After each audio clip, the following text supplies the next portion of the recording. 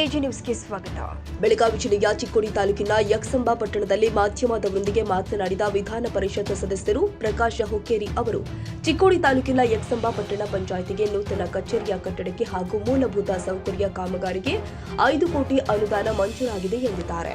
2.5 ಕೋಟಿ ರೂಪಾಯಿ ಯಕ್ಸಂಬ ಪಟ್ಟಣ ಪಂಚಾಯಿತಿಗೆ 2.5 ಕೋಟಿ ರೂಪಾಯಿ ಉಳಿದಿದ್ದು ಎಲ್ಲೆಲ್ಲಿ ರಸ್ತೆ ಮತ್ತು ಚರಂಡಿ ಉಳಿದಿರೋವು ಅವಕ್ಕೆ 2.5 ಕೋಟಿ ರೂಪಾಯಿ ಮಂಜೂರು ಮಾಡಿಸಿ ಒಟ್ಟು 5 ಕೋಟಿ ರೂಪಾಯಿಗಳನ್ನು ಇವತ್ತು ಮಂಜೂರು ಸನ್ಮಾನ್ಯ ಮುಖ್ಯಮಂತ್ರಿಗಳ ಕಡೆಯಿಂದ ಒಪ್ಪಿಸಿ ಅದನ್ನು ಮಂಜೂರು ಮಾಡ್ಕೊಂಡು ಇವತ್ತು ಬಂದಿದ್ದಾರೆ.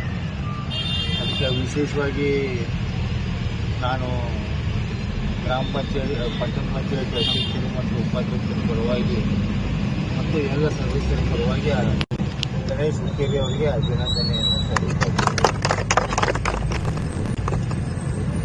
ಸರ್, ಚಿಕ್ಕೋಡಿ ಪಟ್ಟಣ ಪಂಚಾಯತ್ ಚಿಕ್ಕೋಡಿ ಪುರಸಭೆಗೆ ಶಾಂಕ್ಷನ್ ಐತಲ್ಲ, ಯಾವ ಕಾಮಗಾರಿ ತಗೋರ ಸರ್? ಚಿಕ್ಕೋಡಿ ಪುರಸಭೆಗೆ ಶಾಂಕ್ಷನ್ ಅಮೌಂಟ್ ಅದ್ರ ಕಾಮಗಾರಿ ಯಾವ ತಗೋರಿ?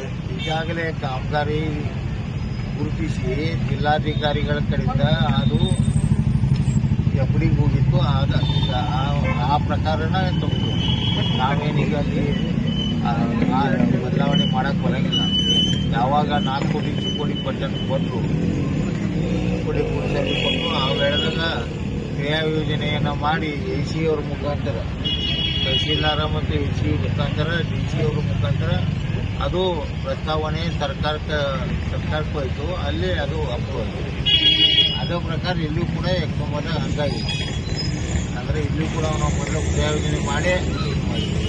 ಆಮೇಲೆ ನಮಗೆ ಬಂದು ನಮ್ಮ ವಾರ್ಡಕ್ಕೆ ಬಂದಿಲ್ಲ, ನಿಮ್ಮ ವಾರ್ಡಕ್ಕೆ ಬಂದಿಲ್ಲ ಅನುಮಾನದಿಂದ ಆ ಪ್ರಕಾರ ಎಲ್ಲ ತಿಳ್ಕೊಂಡು ಆ ಪ್ರಕಾರ ಮಾಡಿದ್ವಿ. ಇನ್ನೊಂದೊಂದು ವಿಷಯ ಕೇಳಬೇಕಂದ್ರೆ ಶೀಘ್ರದಲ್ಲೇ ಯಕ್ಸಂಬ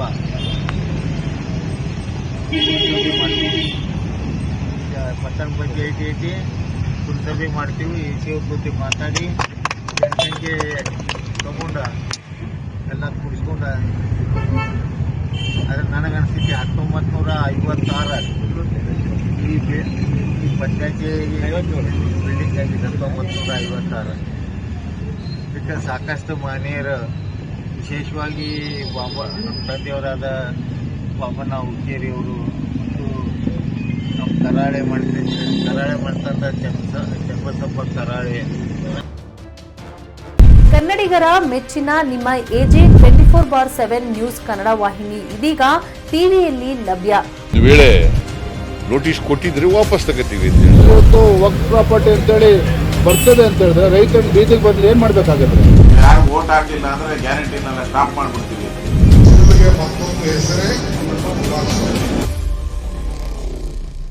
ಕರ್ನಾಟಕ ಮತ್ತು ದೇಶ ವಿದೇಶ 360 ಡಿಗ್ರಿ ಸುದ್ದಿ ಹಾಗೂ ಉತ್ತರ ಕರ್ನಾಟಕ, ಬೆಳಗಾವಿ, ಬಾಗಲಕೋಟೆ, ಧಾರವಾಡ, ಹಾವೇರಿ, ಗದಗ, ಬಿಜಾಪುರ ಜಿಲ್ಲೆಯ ಕ್ಷಣ ಕ್ಷಣದ ವಿವರವನ್ನ ಪಡೆಯುವುದಕ್ಕೆ ಎಜೆ 24/7 ನ್ಯೂಸ್ ಕನ್ನಡ ವಾಹಿನಿಯನ್ನ ಲೈಕ್ ಮಾಡಿ, ವಿಡಿಯೋಗಳನ್ನ ಶೇರ್ ಮಾಡಿ, ಕಮೆಂಟ್ ಮಾಡುವ ಮೂಲಕ ನಮ್ಮ ವಾಹಿನಿಗೆ ಸಹಕಾರ ನೀಡಿ ಮತ್ತು ಚಾನೆಲ್ ಅನ್ನ ಸಬ್ಸ್ಕ್ರೈಬ್ ಮಾಡಿ.